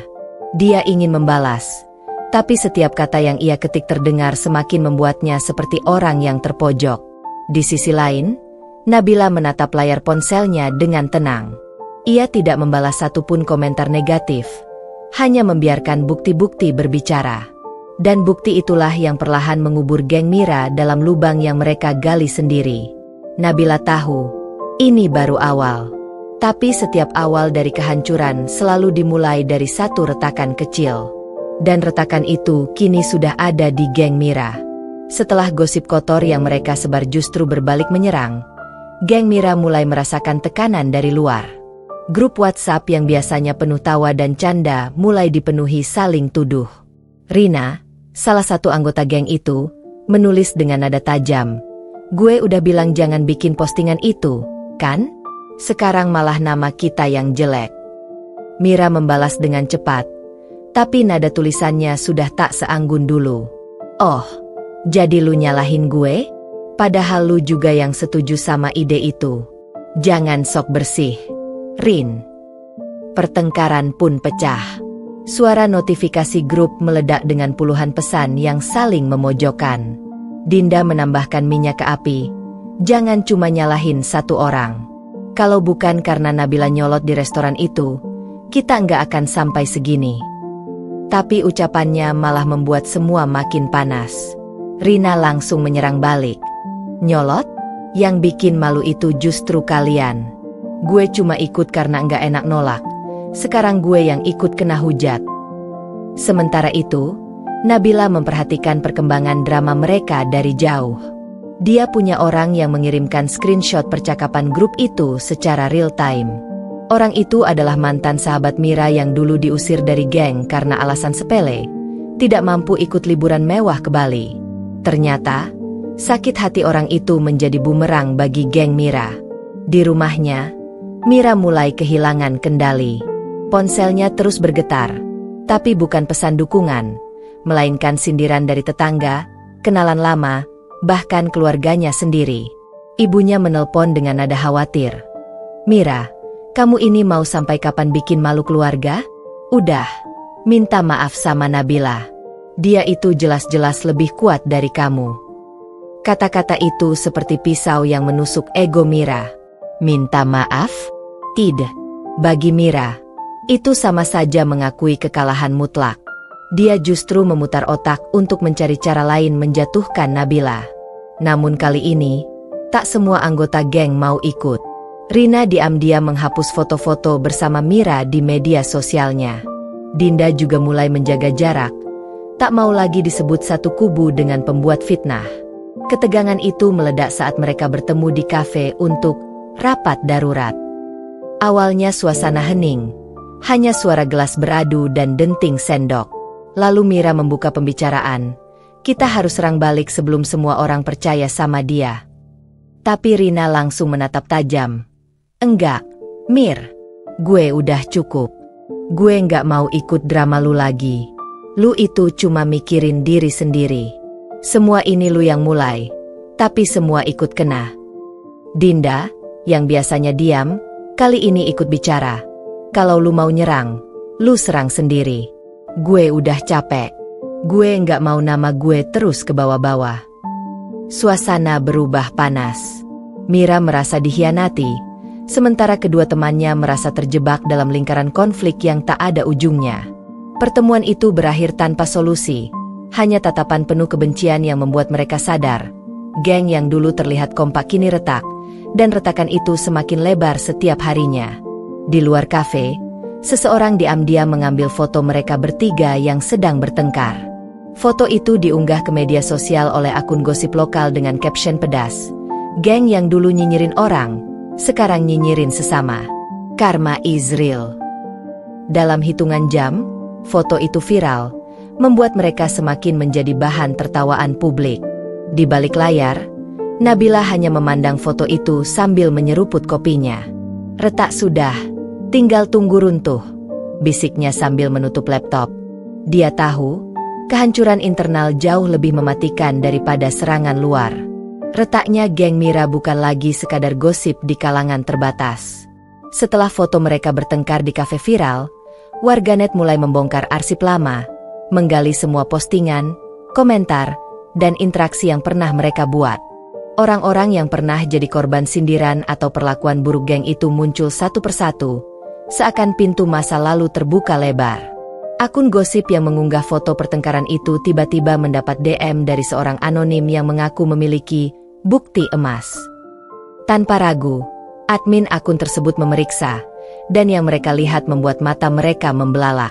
Ternyata si anonim mengirimkan puluhan screenshot percakapan grup geng Mira yang berisi ejekan terhadap istri-istri pengusaha, fitnah terhadap rekan kerja, bahkan foto-foto pribadi seseorang yang diambil tanpa izin lalu dijadikan bahan olok-olokan. Tak butuh waktu lama, admin akun gosip itu memutuskan untuk mempublikasikan beberapa potongan. Dalam salah satu percakapan, tertulis jelas nama Mira, Rina, dan Dinda yang saling membicarakan kehidupan rumah tangga orang lain. "Lihat nih, si itu suaminya selingkuh, tapi dia masih sok posting mesra," tulis Mira dalam salah satu chat. Ada pula chat Dinda yang mengejek bentuk tubuh seseorang, dan Rina yang menertawakan kondisi keuangan keluarga tetangganya. Saat bukti itu beredar, ledakan kemarahan pun terjadi di kolom komentar. Korban-korban mereka yang selama ini dia mulai angkat suara. Jadi ini orang-orang yang selama ini sok baik di depan, tapi di belakang kayak ular. Tulis salah satu akun yang ternyata pernah difitnah soal hutang. Ada pula yang mengunggah video lama ketika Rina memalukan seorang karyawan toko hanya karena salah memberikan kembalian. Video yang dulu sengaja dihapus tapi kini kembali muncul entah dari mana. Di rumahnya, Rina panik luar biasa. Ponselnya tak berhenti berdering, bukan untuk memberi dukungan, tapi untuk menuntut penjelasan. Kakaknya bahkan menghubungi sambil berteriak, "Lu sadar nggak keluarga kita sekarang jadi bahan omongan semua orang? Lu udah keterlaluan, Rin." Rina menangis, tapi air mata tak mampu menghapus jejak digital yang sudah telanjur tersebar. Dinda lebih parah lagi. Suaminya yang seorang pegawai bank dipanggil oleh atasannya karena reputasi buruk istrinya dianggap bisa merusak citra perusahaan. "Kamu ini mikirin enggak? Kerjaan aku bisa terancam gara-gara mulut kamu yang enggak bisa dijaga," hardik suaminya sebelum meninggalkan rumah dengan pintu dibanting keras. Dinda terduduk, tubuhnya gemetar. Untuk pertama kalinya, dia sadar konsekuensi nyata dari candaan kejam mereka. Mira. Dia mencoba bertahan dengan menulis postingan panjang yang menyebut semua ini hanyalah fitnah dan editing foto yang disengaja untuk menjatuhkannya. Tapi postingan itu justru memancing lebih banyak bukti bermunculan. Semakin dia menyangkal, semakin banyak orang yang membalas dengan screenshot baru. Bahkan, mantan pacarnya ikut muncul memberi komentar sinis. "Kalau mau nyalahin orang lain, coba lihat dulu kaca di rumah. Kalau belum pecah." Puncaknya terjadi ketika sebuah video voice note bocor. Suara Mira sendiri, jelas terdengar, sedang memerintah anggota gengnya untuk membuat akun palsu demi menyerang Nabila. Dalam voice note itu, ia tertawa puas membayangkan Nabila akan dipermalukan. Bukti itu menjadi pukulan telak. Tidak ada lagi ruang untuk membela diri. Media lokal mulai meliput. Judul-judul berita online menyindir pedas. Dari sosialita jadi musuh publik, geng nyinyir terbongkar. Beberapa brand yang pernah bekerja sama dengan Mira langsung menghapus namanya dari daftar kolaborator. Undangan-undangan acara sosial yang dulu rutin datang kini menghilang. Di sudut ruang tamu, Mira duduk dengan wajah pucat. Ponsel di tangannya mati karena baterai habis, tapi pikirannya justru dipenuhi suara-suara hinaan dari luar sana. Dia mencoba menghubungi Rina dan Dinda, tapi tidak ada jawaban. Grup mereka kini hanya sunyi, tanpa ikon profil karena semua sudah saling memblokir. Dan di suatu tempat, Nabila menutup ponselnya setelah melihat berita terakhir. Bibirnya melengkung tipis. Selesai sudah bab ini, tapi bab selanjutnya, mereka akan merasakannya lebih dalam, bisiknya.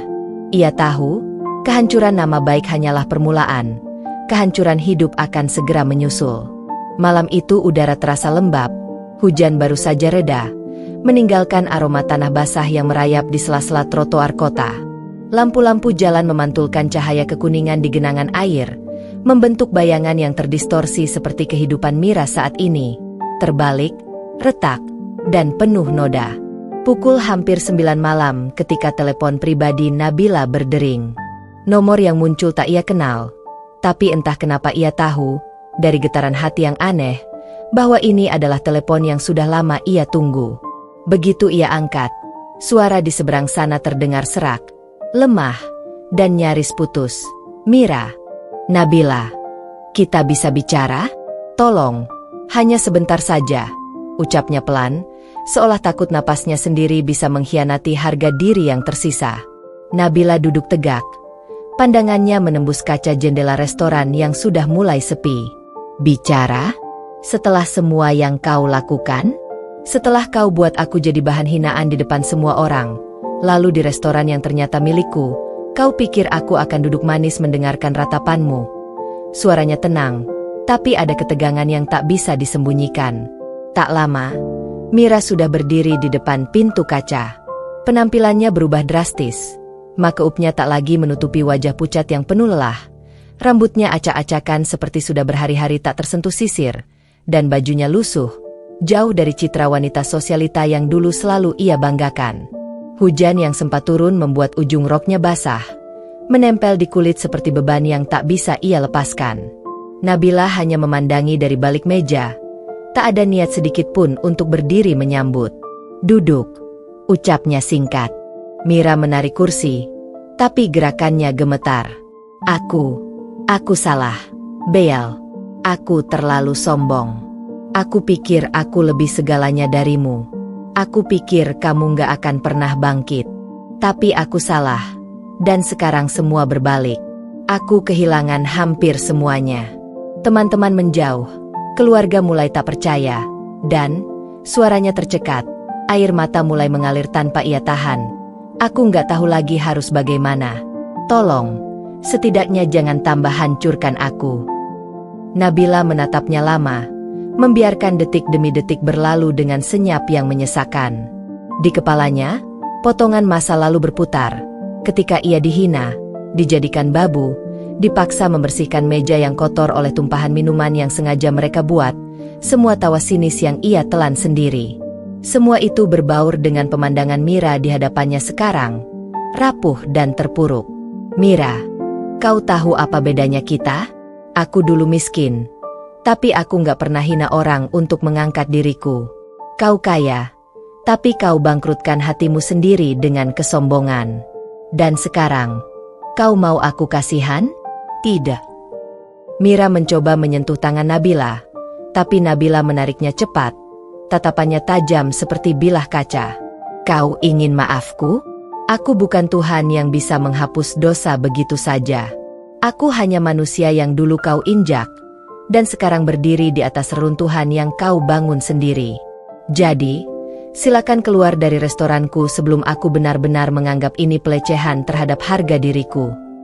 Mata Mira membesar, tubuhnya gemetar hebat.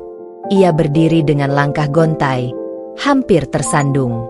Sebelum melangkah keluar, ia menoleh sekali, berharap ada secercah belas kasihan di wajah Nabila. Tapi yang ia temukan hanyalah keteguhan. Begitu pintu tertutup di belakangnya, Nabila menghela napas panjang. Ia tahu, ini bukan soal balas dendam lagi, ini tentang menjaga batas.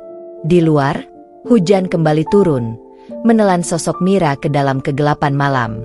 Untuk pertama kalinya, Nabila tak merasa terbebani oleh masa lalu. Ia hanya menatap langit, membiarkan tetesan air yang jatuh di kaca jendela menjadi saksi bahwa kadang, maaf yang terlambat hanyalah hujan di musim yang salah, tak akan pernah menyuburkan apapun. Sejak malam pertemuan itu, restoran Nabila semakin ramai. Bukan sekadar ramai oleh pelanggan, tapi ramai oleh cerita.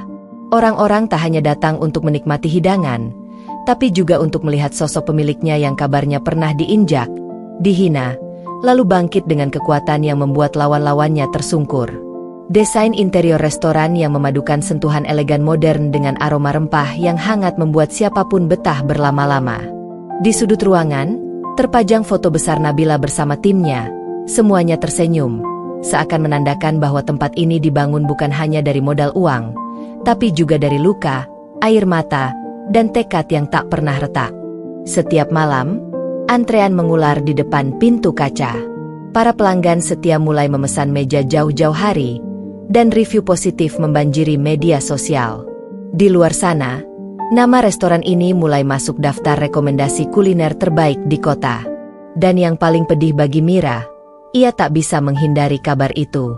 Setiap kali membuka ponsel, selalu saja ada foto teman-temannya makan di sana, mengunggah menu spesial, lalu menandai akun restoran Nabila. Hari itu, Mira duduk di dalam mobil tuanya yang mulai sering mogok, berhenti di seberang jalan, hanya untuk memandangi restoran itu dari kejauhan. Dari balik kaca, ia melihat Nabila berjalan keluar, menyapa pelanggan satu persatu dengan senyum hangat. Pemandangan itu menusuk. Ia teringat betapa dulu ia pernah berdiri di posisi yang sama, tapi dengan niat yang berbeda, menyindir, meremehkan, dan memastikan semua orang tahu siapa yang berkuasa. Kini, kekuasaan itu terbalik, dan ia menjadi penonton di luar panggung kehidupan orang yang pernah ia injak. Di dalam restoran, Nabila tak pura-pura tak melihat mobil yang berhenti di seberang. Ia tahu siapa yang duduk di dalamnya. Namun ia tak menghampiri. Ada batas yang harus ia jaga, bukan hanya untuk melindungi dirinya, tapi juga agar Mira benar-benar mengerti Ini bukan tempat untuk orang yang pernah meremehkan harga diri orang lain. Beberapa pelanggan yang mengenali Mira mulai berbisik. Itu kan, dia yang dulu suka pamer dan menghina Nabila? Kok sekarang? Gumam seorang wanita di meja teras. Bisik-bisik itu, meski tak terdengar jelas, seperti tamparan yang tak henti menghantam wajah Mira. Ia menunduk, menyalakan mesin mobil, tapi mesinnya berderit kasar sebelum akhirnya menyala. Dalam hati, ia tahu, bukan hanya mobilnya yang mulai rusak, hidupnya pun sama. Sementara itu, Nabila melangkah masuk lagi, duduk di meja kantornya di lantai 2. Ia menatap laporan omzet yang melonjak tajam. Tapi yang membuatnya tersenyum bukanlah angka itu, melainkan kenyataan bahwa ia membangun semuanya dari nol. Bahkan ketika orang-orang mengatakan ia tak akan pernah bisa. Restoran ini bukan sekadar tempat makan. Ini adalah monumen kemenangan, pengingat bahwa harga diri tak ternilai, dan bahwa yang dulu menertawakan kini tak punya tempat di sini. Malam menjelang, lampu-lampu restoran memantulkan cahaya hangat ke jalanan basah. Dari kejauhan, Mira berhenti sekali lagi untuk melihat, sebelum akhirnya melaju pergi, menelan rasa pahit yang tak akan hilang dalam waktu dekat. Hari itu langit mendung, hujan tipis membasahi jalanan kota, tapi di restoran Nabila suasana tetap hidup. Semua meja penuh, aroma rempah khas memenuhi udara, dan di tengah hiruk-pikuk pelanggan, Nabila berdiri di meja kasir, memeriksa daftar reservasi. Ia tak tahu bahwa di luar sana, tak jauh dari pintu masuk, seseorang sedang memberanikan diri melangkah masuk. Mira. Pintu kaca terbuka perlahan, dan suara bel kecil di atasnya berbunyi. Sejenak suasana tak berubah, tapi beberapa pelanggan yang mengenali wajah itu langsung saling melirik. Bisik-bisik mulai terdengar. Mira berdiri kaku, tubuhnya sedikit gemetar, bukan karena dingin hujan, tapi karena sadar langkah ini bisa mengubah segalanya. Bajunya sederhana, wajahnya tampak letih, dan tatapannya ragu ketika berhadapan langsung dengan Nabila yang kini berdiri menatapnya tanpa ekspresi. Nabila. Suara itu nyaris tak terdengar di tengah musik lembut restoran. Beberapa detik hening. Nabila tak langsung menjawab. Ia menatap Mira dari ujung rambut sampai ujung kaki, bukan untuk merendahkan seperti yang dulu Mira lakukan padanya, tapi untuk memastikan ia sedang berbicara pada orang yang sama, orang yang dulu dengan bangga menghancurkan harga dirinya di depan umum. Aku cuma mau bilang. Mira menarik napas dalam, matanya mulai berkaca-kaca. Aku salah. Dulu aku pikir menjatuhkanmu akan membuatku di atas. Tapi ternyata aku cuma mengubur diriku sendiri. Aku tahu, permintaan maafku gak akan menghapus semuanya, tapi aku cuma mau minta maaf. Ruangan menjadi hening. Semua mata mengarah ke mereka berdua. Pelanggan, karyawan, bahkan pelayan yang membawa nampan berhenti di tengah langkahnya. Ini bukan sekadar permintaan maaf biasa. Ini momen yang jarang terjadi, momen di mana orang yang dulu berkuasa kini menunduk. Nabila tak langsung menjawab. Ia menatap keluar jendela, melihat hujan yang membasahi kaca. Dalam hatinya, terlintas semua ingatan. Malam-malam menangis sendirian, hinaan yang dilemparkan tanpa belas kasihan, rasa malu yang memaksanya menunduk di hadapan orang-orang. Ia mengingat semuanya, bukan untuk membalas dendam, tapi untuk memastikan dirinya tidak lupa betapa keras ia harus berjuang untuk berdiri lagi. Aku nggak butuh permintaan maafmu, ucap Nabila akhirnya. Suaranya tenang tapi tegas. Mira terkejut. Matanya membesar. Yang aku butuh dulu adalah satu hal. Rasa hormat. Tapi kamu nggak pernah kasih itu. Sekarang, sudah terlambat. Aku sudah memaafkanmu. Tapi bukan karena kamu minta maaf. Aku memaafkan supaya aku bisa tidur nyenyak. Supaya aku nggak bawa luka ini sampai mati. Jadi terima kasih. Tapi kita sudah selesai. Kata-kata itu menusuk, tapi tak ada nada marah di dalamnya. Justru ketenangan itu yang membuat Mira semakin terhuyung. Ia mengangguk pelan, bibirnya bergetar, lalu berbalik pergi. Suara langkahnya di lantai kayu terasa panjang, seperti gema dari semua kesalahan yang ia buat. Saat pintu kaca menutup, Nabila menarik napas panjang, merasakan beban yang selama ini ia pikul mulai menguap. Restoran kembali ramai, obrolan dan tawa memenuhi udara, dan di sudut hatinya, ia tahu ini adalah titik di mana semua hutang luka lunas. Ia tak lagi menjadi korban, ia tak lagi terikat oleh masa lalu, ia adalah pemenang. Pagi itu cahaya matahari masuk lembut melalui tirai jendela apartemen Nabila. Angin membawa aroma kopi segar yang baru ia seduh di dapur. Dan di meja makan ada roti panggang hangat dengan selai stroberi buatan sendiri. Tidak ada suara teriakan, tidak ada langkah kaki yang mengintimidasi, tidak ada tatapan merendahkan seperti dulu, hanya keheningan tenang yang memberi ruang bagi hatinya untuk bernapas bebas. Nabila duduk sambil memandangi buku catatan usahanya. Angka-angka di halaman terakhir membuatnya tersenyum. Restoran berkembang pesat, cabang baru sedang disiapkan, dan timnya semakin solid. Ia teringat betapa dulu ia pernah bekerja di dapur kecil dengan peralatan seadanya, sering diiringi rasa takut gagal dan cemooh dari orang-orang yang menunggu kejatuhannya.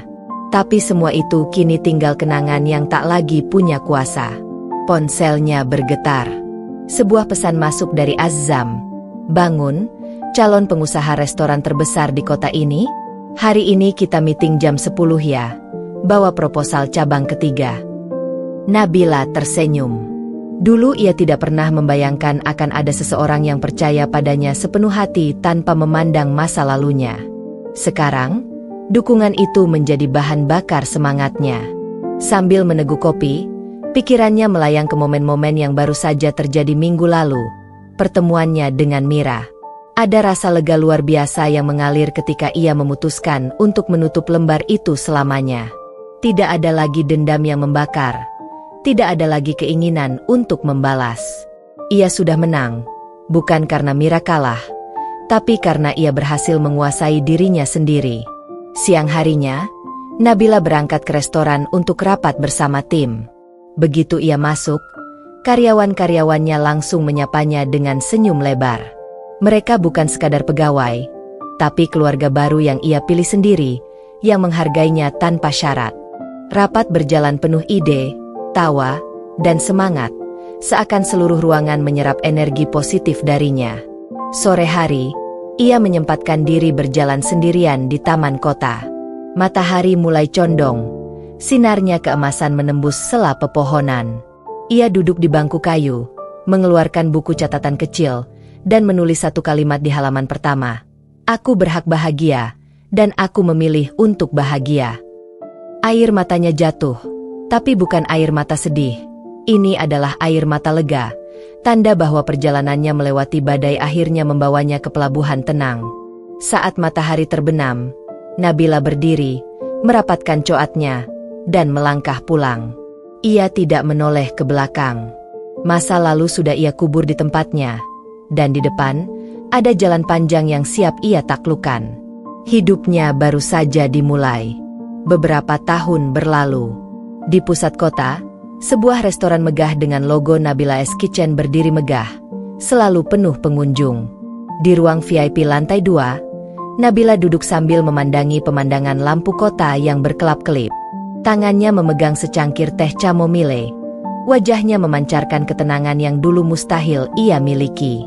Masa lalu sudah bukan lagi luka, hanya pelajaran yang membentuk dirinya hari ini. Nama-nama yang dulu membuatnya gemetar kini tak lebih dari debu di ingatan. Ia tidak lagi membicarakan mereka, karena hidupnya terlalu berharga untuk disia-siakan pada kisah yang sudah tamat. Di meja seberang, seorang wanita muda, salah satu karyawan barunya, bercerita tentang mimpinya membuka usaha sendiri. Nabila tersenyum, menatap mata gadis itu, dan berkata pelan, "Jangan biarkan orang lain menentukan batasmu. Mereka boleh meragukanmu, tapi jangan sampai kamu meragukan dirimu sendiri." Kata-kata itu keluar ringan, namun mengandung kekuatan yang lahir dari perjalanan panjangnya. Di luar, hujan tipis mulai turun, membasuh jalanan kota. Nabila memandang ke arah jendela, bibirnya membentuk senyum yang tulus. Senyum seorang pemenang yang tidak lagi berperang, karena ia sudah memenangi perang terbesar, melawan dirinya sendiri. Dan di sudut hatinya, ia tahu, bayangan masa lalu tak akan pernah kembali. Tamat.